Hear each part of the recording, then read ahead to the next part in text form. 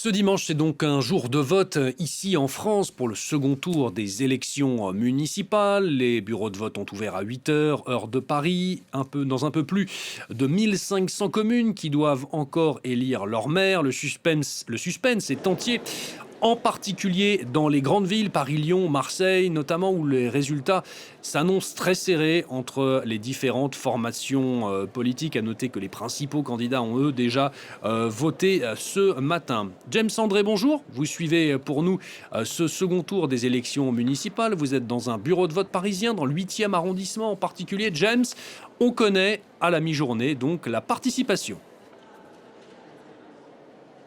Oui, absolument. Ici, au ministère de l'Intérieur, on vient de m'annoncer le taux de participation. Il est de 20,33% à la mi-journée au niveau national. C'est un petit peu plus que pour le premier tour de ces élections municipales où il s'était établi à 19,37%.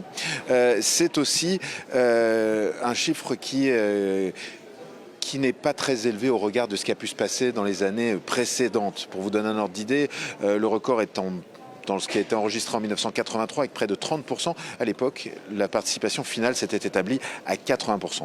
Ce que je peux vous dire aussi, c'est qu'ici, à Paris, eh bien, les gens ont relativement peu voté à ce stade.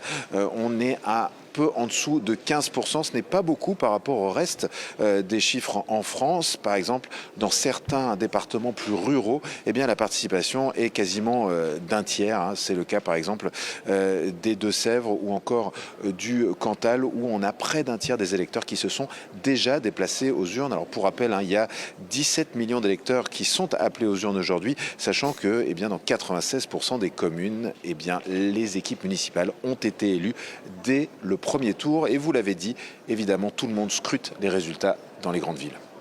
James, c'est un scrutin local, ces élections municipales, mais qui servira aussi de baromètre pour jauger les forces des différentes formations politiques au niveau national. Oui, absolument. On le sait, on attaque un cycle d'élections ici en France.